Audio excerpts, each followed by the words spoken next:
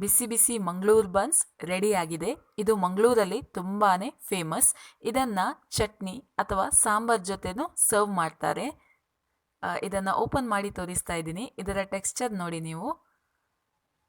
So ನೋಡಿ ಎಷ್ಟು smooth ಆಗಿದೆ ಅಂತ. ಒಳಗಡೆ ಇರುವ ಟೆಕ್ಸ್ಚರ್ ನೋಡಿ ಎಷ್ಟು ಚೆನ್ನಾಗಿ ಬಂದಿದೆ ಅಂತ. ಸೊ ಈ ರೀತಿ ಇದು ಉಪ್ಕೊಂಡು ಫ್ಲಫಿಯಾಗಿ ಬಂದರೆ ತುಂಬಾ ಚೆನ್ನಾಗಿರುತ್ತೆ. ಇದನ್ನು ಬೆಳಿಗ್ಗೆ ಬ್ರೇಕ್ಫಾಸ್ಟ್ ಅಥವಾ ಸಾಯಂಕಾಲ ಟೀ ಟೈಮ್ಗೆ ತಿನ್ನಬಹುದು. ತುಂಬಾ ಟೇಸ್ಟಿಯಾಗಿರುತ್ತೆ. ನಾವು ಬನ್ಸನ್ನು ಫ್ರೈ ಮಾಡುವ ಟೆಕ್ನಿಕ್ ಸರಿಯಾಗಿದ್ದರೆ ನಮ್ಮ ಬನ್ಸ್ ತುಂಬಾ ಚೆನ್ನಾಗಿ ಉಬ್ಬಿಕೊಂಡು ಬರುತ್ತೆ, ಒಳ್ಳೆ ಫ್ಲಫಿಯಾಗಿ ಕಾಣಿಸುತ್ತೆ. ಆದ ಕಾರಣ ಕೊನೆಯ ತನಕ ನೋಡಿ ಫ್ರೈಯಿಂಗ್ ಎಲ್ಲ ಹೇಗೆ ಮಾಡೋದು ಬನ್ಸ್ದು ಅಂತ. ಈ ವಿಡಿಯೋ ನಿಮಗೆ ಇಷ್ಟ ಆದರೆ ಲೈಕ್ ಹಾಗೂ ಕಮೆಂಟ್ಸನ್ನು ಮಾಡಿ. ಹಾಯ್ ಫ್ರೆಂಡ್ಸ್, ನಾನು ಜ್ಯೋತ್ಸ್ನಾ. ನನ್ನ ಚಾನಲಿಗೆ ತಮಗೆಲ್ಲರಿಗೂ ಸ್ವಾಗತ. ಚಾನಲನ್ನು ಸಬ್ಸ್ಕ್ರೈಬ್ ಮಾಡಿ ಹಾಗೂ ಬೆಲ್ಲನ್ನು ಪ್ರೆಸ್ ಮಾಡಿ. ಬನ್ಸ್ ಮಾಡಲಿಕ್ಕೆ ನಾನು ಮಿಕ್ಸಿ ಜಾರಲ್ಲಿ 4 ಕದೋಳಿ ಬಾಳೆಹಣ್ಣನ್ನು ಸಿಪ್ಪೆ ತೆಗೆದು ಕಟ್ ಮಾಡಿ ಹಾಕ್ತಾಯಿದ್ದೀನಿ. ನೀವು ಬೇರೆ ಬಾಳೆಹಣ್ಣನ್ನು ಕೂಡ ಯೂಸ್ ಮಾಡ್ಬೋದು. ಕ್ಯಾವೆಂಡಿಸ್ ಇದ್ದರೆ ಅದನ್ನು ಕೂಡ ಯೂಸ್ ಮಾಡ್ಬೋದು. ಕ್ಯಾವೆಂಡಿಸ್ ಎಲ್ಲ ಯೂಸ್ ಮಾಡೋದಾದರೆ, ಅಂದರೆ ದೊಡ್ಡ ಬಾಳೆಹಣ್ಣು ಯಾವುದಾದ್ರೂ ಯೂಸ್ ಮಾಡೋದಾದರೆ ನೀವು 1 ಬಾಳೆಹಣ್ಣನ್ನು ಯೂಸ್ ಮಾಡ್ಬೋದು. ಬಾಳೆಹಣ್ಣು ಚಿಕ್ಕದಾಗಿದ್ದರೆ 3ರಿಂದ 4 ಬಾಳೆಹಣ್ಣನ್ನು ನೀವು ಯೂಸ್ ಮಾಡ್ಬೋದು. ಸೊ ನಾನಿವಾಗ ಇಲ್ಲಿ 4 ಬಾಳೆಹಣ್ಣನ್ನು ತಗೊಂಡಿದ್ದೀನಿ. ಯಾವುದು ಬಾಳೆಹಣ್ಣು ನಿಮ್ಮ ಮನೆಯಲ್ಲಿ ಅವೈಲೇಬಲ್ ಇದೆ ನೋಡಿ, ಅದನ್ನು ನೀವು ಯೂಸ್ ಮಾಡಿ, ಏನು ತೊಂದರೆ ಆಗೋದಿಲ್ಲ. ಇದು ಹಾಕೋದ್ರಿಂದ ಬನ್ಸ್ ನೋಡಿ ತುಂಬ ಸ್ಮೂತಾಗಿ ಬರುತ್ತೆ, ಅದಕ್ಕೋಸ್ಕರ ಬಾಳೆಹಣ್ಣನ್ನು ಹಾಕೋದು. ಇವಾಗ ನಾನು ಎಲ್ಲ ಬಾಳೆಹಣ್ಣನ್ನು ಕಟ್ ಮಾಡಿ ಹಾಕ್ತಾಯಿದ್ದೀನಿ.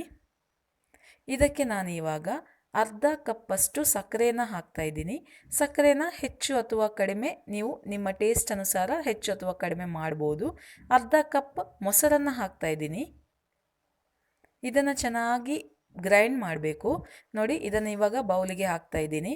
ನೀವು ಇದನ್ನು ಕೈಯಲ್ಲಿ ಬೇಕಾದರೂ ಮ್ಯಾಶ್ ಮಾಡ್ಬೋದು.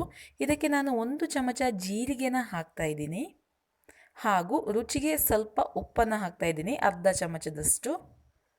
ನಂತರ 3/4 ಚಮಚ 3/4 ಸ್ಪೂನಷ್ಟು ನಾನು ಬೇಕಿಂಗ್ ಸೋಡಾ ಹಾಕ್ತಾಯಿದ್ದೀನಿ ಹಾಗೂ 2 ಚಮಚ ತುಪ್ಪನ ಹಾಕ್ತಾಯಿದ್ದೀನಿ. ಇದು ಆಪ್ಷನಲ್, ಬೇಕಿದ್ದರೆ ಹಾಕ್ಕೊಳ್ಬೋದು ತುಪ್ಪ.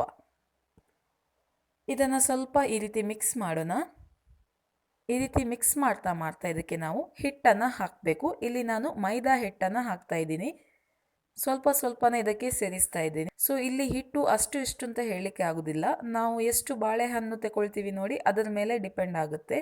ನನಗೆ ಇಲ್ಲಿ 2 ಕಪ್ಪಷ್ಟು ಹಿಟ್ಟು ನಾನು ಯೂಸ್ ಮಾಡಿದ್ದೀನಿ. ಸ್ವಲ್ಪನೇ ಹಾಕಿ ಈ ರೀತಿ ಮಿಕ್ಸ್ ಮಾಡಬೇಕು. ಇದನ್ನು ನಾವು ಚಪಾತಿಗೆ ಯಾವ ಥರ ಉಂಡೆನ ಕಟ್ತೀವಿ ನೋಡಿ, ಆ ರೀತಿ ಉಂಡೆ ಮಾಡಿದರೆ ಆಯಿತು. ತುಂಬ ಗಟ್ಟಿ ಮಾಡಬಾರ್ದು, ತುಂಬ ಸಾಫ್ಟ್ ಕೂಡ ಆಗಬಾರ್ದು, ಕರೆಕ್ಟಾಗಿ ಸೆಮಿ ಸಾಫ್ಟ್ ಆದರೆ ಸಾಕು. ಸೊ ನೋಡಿ, ಇನ್ನೂ ಕೂಡ ಇದಕ್ಕೆ ಹಿಟ್ಟು ಬೇಕಾಗಿದೆ. ಸೊ ಇನ್ನೂ ನಾನು ಅರ್ಧ ಕಪ್ಪನ್ನು ಸೇರಿಸಿ ನಂತರ ಮತ್ತೆ ಮಿಕ್ಕಿದ ಹಿಟ್ಟನ್ನು ಹಾಕ್ತೀನಿ. 2 ಕಪ್ಪಷ್ಟು ನಾನು ಹಿಟ್ಟನ್ನು ಹಾಕ್ತಾಯಿದ್ದೀನಿ. ಸಪೋಸ್ ನಿಮಗೆ ಹಿಟ್ಟು ಇನ್ನೂ ಕೂಡ ಜಾಸ್ತಿ ಇಲ್ಲಿ ಯೂಸ್ ಆಗ್ತಿದೆ ಅಂದರೆ ಸ್ವಲ್ಪ ಬೇಕಿಂಗ್ ಸೋಡಾ ಏನಿದೆ ನೋಡಿ, 3/4 ಚಮಚ ನಾನು ಹಾಕಿದೆ ನೋಡಿ, ಅಲ್ಲಿ ನೀವು 1 ಚಮಚ ಹಾಕಿದರೆ ಆಯಿತು. ಒಂದು ವೇಳೆ ನಿಮಗೆ ಹಿಟ್ಟು ಇನ್ನೂ ಕೂಡ ಜಾಸ್ತಿ ಹೋದರೆ ಸ್ವಲ್ಪ ಬೇಕಿಂಗ್ ಸೋಡಾವನ್ನು ಸ್ವಲ್ಪ ಜಾಸ್ತಿ ಮಾಡಿದರೆ ಆಯಿತು ಅಷ್ಟೇ. ನೀವು ಬೇಕಾದರೆ ಮೈದಾ ಹಿಟ್ಟು ಹಾಗೂ ಗೋಧಿ ಹಿಟ್ಟನ್ನು ಮಿಕ್ಸ್ ಮಾಡಿ ಕೂಡ ಹಾಕ್ಬೋದು, ಆದರೆ ಅದು ಅಷ್ಟೊಂದು ಚೆನ್ನಾಗಿ ಬರೋದಿಲ್ಲ ಗೋಧಿ ಹಿಟ್ಟಿನದ್ದು. ಆದ ಕಾರಣ ನೀವು ಮೈದಾನೇ ಹಾಕಿದರೆ ಚೆನ್ನಾಗಿರುತ್ತೆ.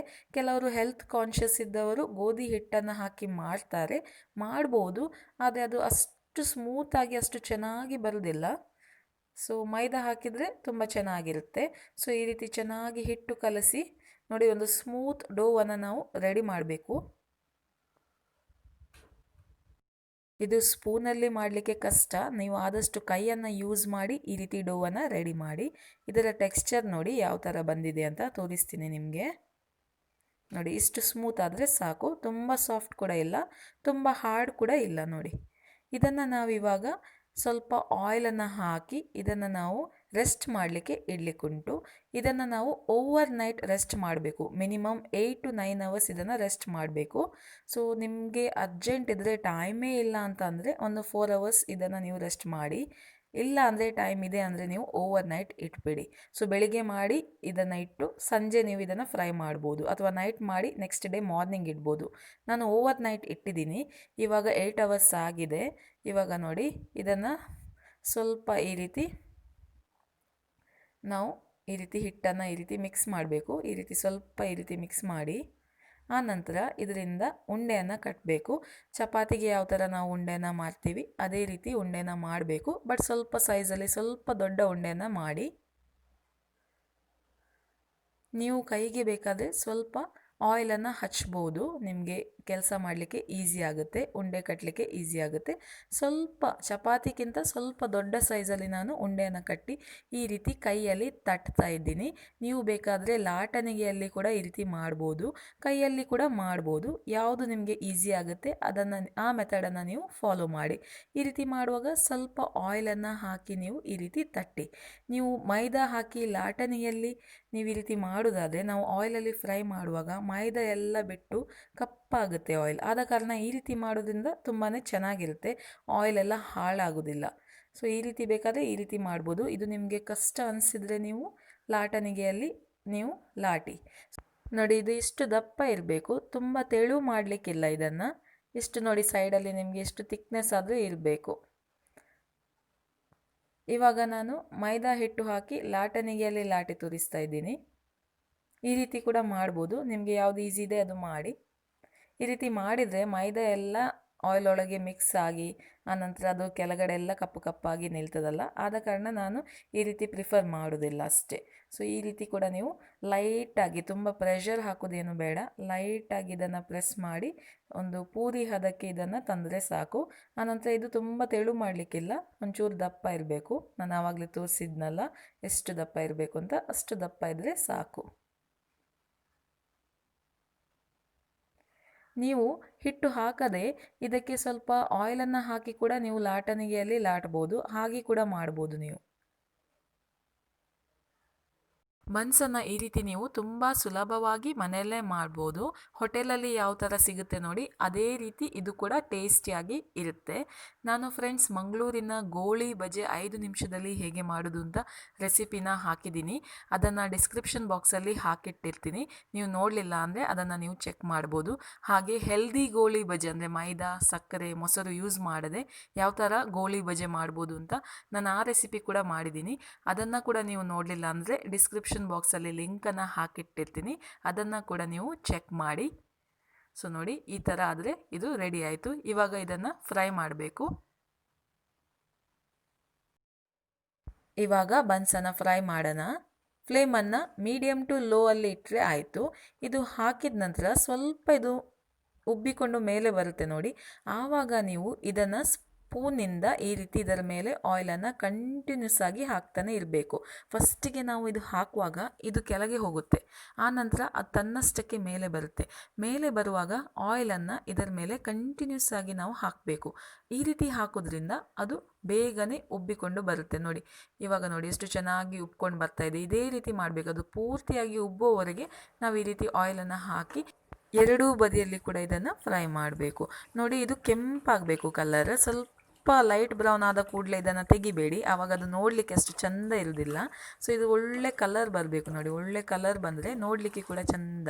ಸ್ವಲ್ಪ ಕೆಂಪು ಅಥವಾ ಸ್ವಲ್ಪ ಗೋಲ್ಡನ್ ಬ್ರೌನ್ ಆಗುವವರೆಗೆ ಇದನ್ನು ನೀವು ಬಿಸಿ ಮಾಡಿ. ಸೊ ನೋಡಿ, ಇದು ಇವಾಗ ಆಗ್ತಾ ಇದೆ.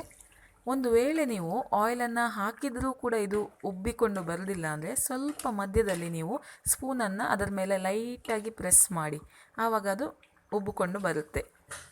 ಸೊ ಇವಾಗ ಇದು ರೆಡಿ ಆಗಿದೆ. ನಾನು ಇನ್ನೊಂದು ಹಾಕಿ ತೋರಿಸ್ತೀನಿ ಹೇಗೆ ಮಾಡೋದು ಅಂತ, ಸರಿಯಾಗಿ ನೋಡಿ. ಸೊ ನೋಡಿ, ಈ ರೀತಿ ಬಿಟ್ಟು ಅದು ಅದರಷ್ಟಕ್ಕೆ ಮೇಲೆ ಬರಬೇಕು. ಸೊ ಅದು ಮೇಲೆ ಬಂದ ನಂತರ ನಾವು ಈ ರೀತಿ ಕಂಟಿನ್ಯೂಸ್ ಆಗಿ ಆಯಿಲನ್ನು ಅದರ ಮೇಲೆ ಈ ರೀತಿ ಪೋರ್ ಮಾಡ್ತಾನೆ ಇರಬೇಕು. ಈ ರೀತಿ ಮಾಡೋದ್ರಿಂದ ಅದು ಬೇಗನೆ ಉಬ್ಬಿಕೊಂಡು ಬರುತ್ತೆ. ಸೊ ನೋಡಿ, ಈ ರೀತಿ ಮಾಡಿದರೂ ನಿಮ್ಮದು ಇದು ಉಬ್ಬಿಕೊಂಡು ಬರದಿದ್ದರೆ ನೀವೇನು ಮಾಡಿದರೆ ಸ್ಪೂನಲ್ಲಿ ಸ್ವಲ್ಪ ಪ್ರೆಷರನ್ನು ಹಾಕಿ ಅಷ್ಟೇ. ಸೊ ನೋಡಿ, ಇದೆಷ್ಟು ಚೆನ್ನಾಗಿ ಉಬ್ಬಿಕೊಂಡು ಬಂದಿದೆ ಅಂತ. ಇದನ್ನು ನಾವು ಎರಡೂ ಸೈಡಿಂದ ಫ್ರೈ ಮಾಡಬೇಕು. ಚೆನ್ನಾಗಿ ಕಲರ್ ಬರುವವರೆಗೆ ಇದನ್ನು ಫ್ರೈ ಮಾಡಿ. ಸೊ ನಾವು ಫ್ರೈ ಮಾಡಿರೋದು ಸರಿಯಾಗಿದ್ದರೆ ಇದು ಚೆನ್ನಾಗಿ ಉಬ್ಬಿಕೊಂಡು ಬರುತ್ತೆ. ಆನಂತರ ಕರೆಕ್ಟಾಗಿ ಇದಕ್ಕೆ ಸೋಡಾ ಹುಡಿ ಎಲ್ಲ ಕರೆಕ್ಟಾಗಿ ಹಾಕಿದರೆ ಚೆನ್ನಾಗಿ ಬರುತ್ತೆ. ನೋಡಿ ಎಷ್ಟು ಚೆನ್ನಾಗಿ ಬಂದಿದೆ. ಹೋಟೆಲಲ್ಲಿ ಯಾವ ಥರ ಇರುತ್ತೆ ನೋಡಿ ಅದೇ ಥರ ಇದರ ಟೆಕ್ಸ್ಚರ್ ಬಂದಿದೆ. ನೀವು ಕೂಡ ಈ ರೆಸಿಪಿನ ಟ್ರೈ ಮಾಡಿದ ನಂತರ ನಿಮ್ಮ ರೆಸಿಪಿ ಹೇಗೆ ಬಂದಿದೆ ಅಂತ ನನಗೆ ಕಮೆಂಟ್ಸ್ ಮುಖಾಂತರ ತಿಳಿಸಿ. ಈ ವಿಡಿಯೋವನ್ನು ನೀವು ಕೊನೆಯ ತನಕ ನೋಡಿದ್ದಕ್ಕೆ ಧನ್ಯವಾದಗಳು. ಇನ್ನು ನಿಮ್ಮ ಭೇಟಿ ಮುಂದಿನ ವಿಡಿಯೋದಲ್ಲಿ. ಅಲ್ಲಿ ತನಕ ಬಾಯ್.